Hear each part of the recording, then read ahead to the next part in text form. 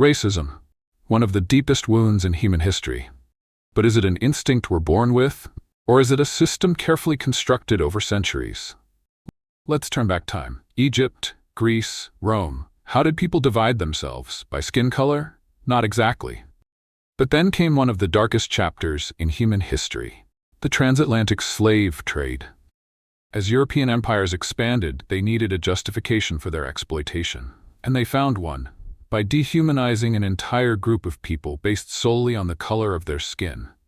False theories of racial superiority emerged. So-called scientists twisted the truth, using pseudoscience to legitimize an unjust system. And so, for centuries, racism wasn't just about individual prejudice. It became a social structure designed to uphold power. Does that mean we're trapped in this cycle forever? Or can we understand its roots, and from there, create real change? Let's go back through history's darkest pages to find the answer. In ancient Egypt, temple reliefs depict a fascinating variety of people. The Nubians with dark skin and curly hair, the Syrians with lighter skin and long beards, the Libyans, pale-skinned with intricate tattoos. But was this racism as we understand it today? Not quite. These depictions were more about geography, like how we recognize people by their clothing or accents. Here's an intriguing example. Hekonefer, a Nubian ruler. In a tomb at Thebes, he's painted with distinct Nubian features. But in his own tomb, he looks just like an Egyptian. This tells us something important. Identity wasn't fixed. It was shaped by culture and politics.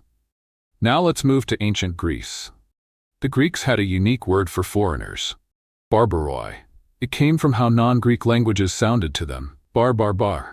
But this wasn't about skin color, it was about culture and language. If you didn't speak Greek or follow Greek customs, you were a barbaros. But if a foreigner adopted Greek ways, they could be accepted. Greek society didn't divide people by race. It was about citizenship. Free male citizens had full rights, while foreigners, xenoi metoikoi, had to register, pay taxes, even serve in the military. But here's the twist. Some metoikoi could become full citizens if they proved their loyalty. Meaning, identity wasn't set in stone. Now, let's look at ancient Rome, a vast empire stretching from chilly Britannia to sun-baked North Africa. And in this system, slaves could come from anywhere: Gauls, Greeks, North Africans, even Romans captured in war. But slavery in Rome wasn't a life sentence. Many could earn their freedom, become Roman citizens, and even rise to wealth and power. So what does this all mean? In the ancient world, rigid racial categories didn't exist. People weren't judged by skin color, but by culture, language, and birthplace. Which raises a crucial question.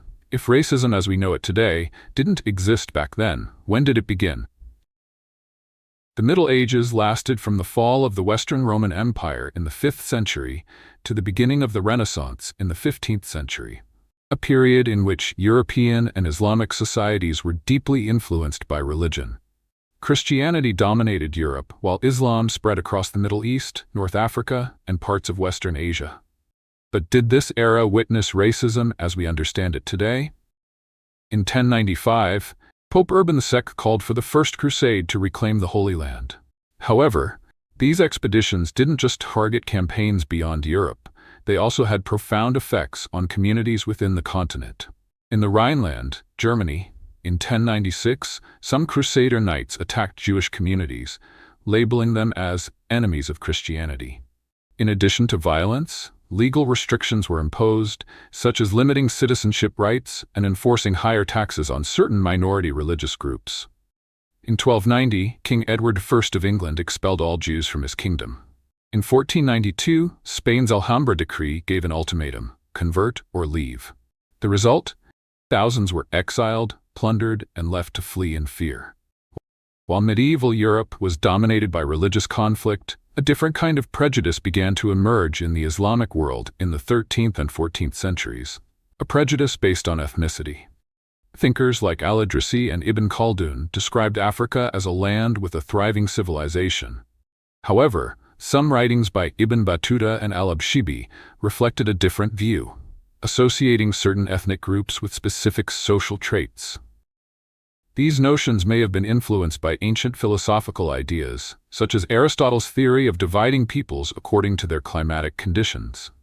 Though the Quran emphasizes equality among humans, some social perceptions were shaped by economic and historical factors, especially the development of the trans-Saharan slave trade.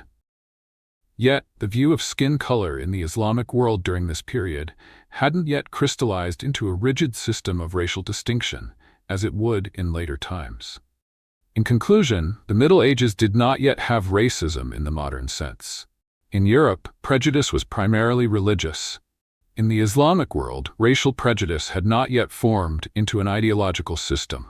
But the seeds were planted through persecution, justifications, and notions of difference. And given the right moment, those seeds would eventually blossom into the oppressive systems we witnessed in the modern era.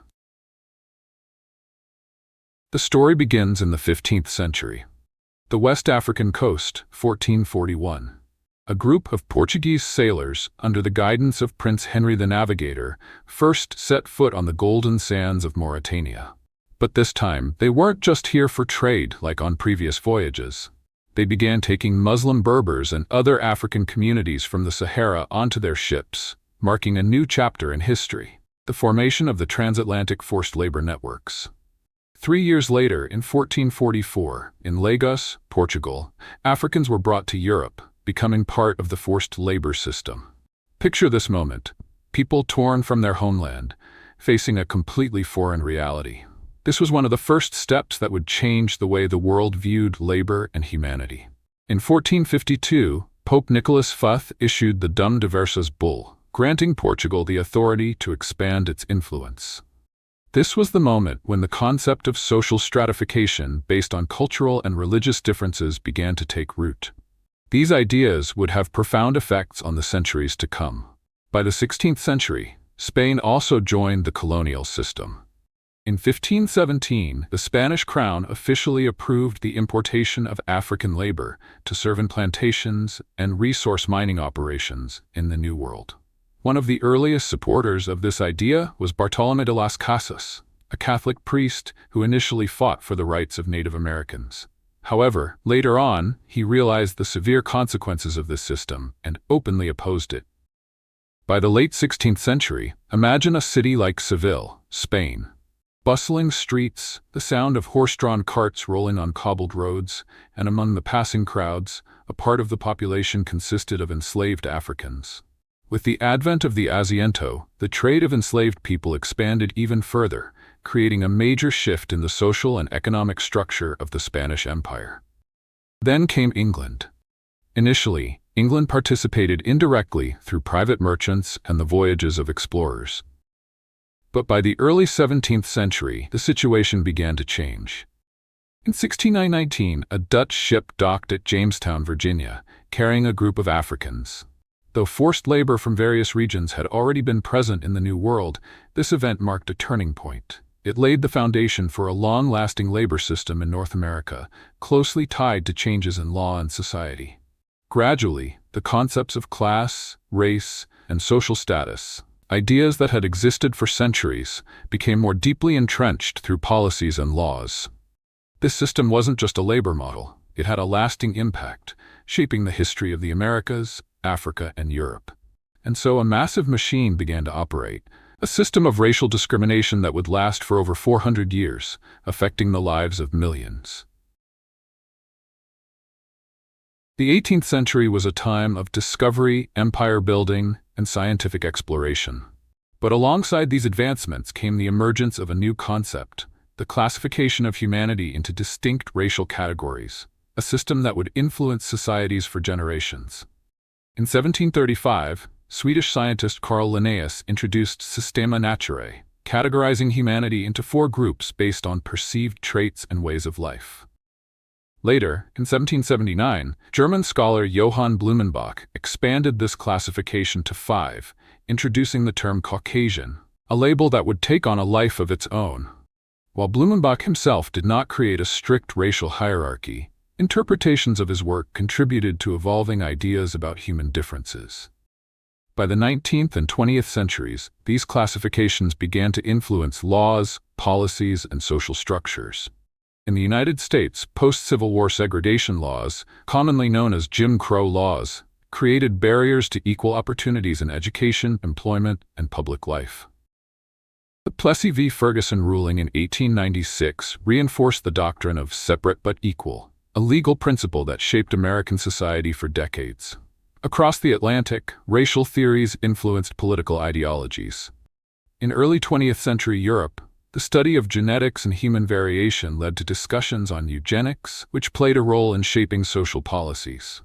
In South Africa, the system of apartheid, established in 1948, legally enforced racial separation for nearly half a century, with effects that extended beyond its official end in 1994.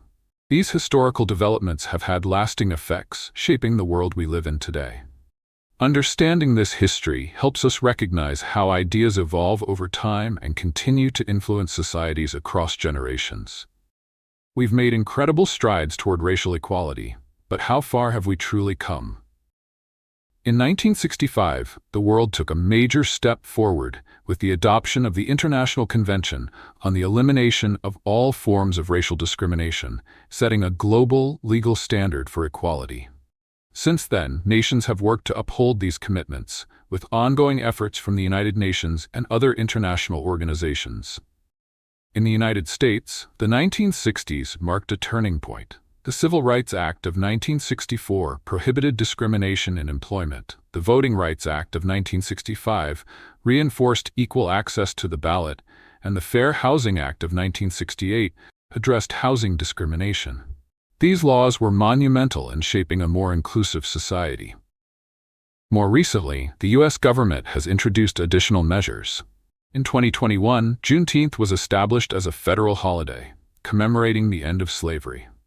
The Ramos v. Louisiana 2020 ruling strengthened fairness in the justice system, and policies have been introduced to promote equity in various sectors. In 2020, global discussions on racial justice gained renewed attention, prompting legislative changes in some states aimed at increasing transparency and accountability in law enforcement. Additionally, conversations about voting access, education policies, and economic opportunity continue to evolve, reflecting the complexity of building a more equitable society. So where do we go from here? The pursuit of racial equality is not just about policies.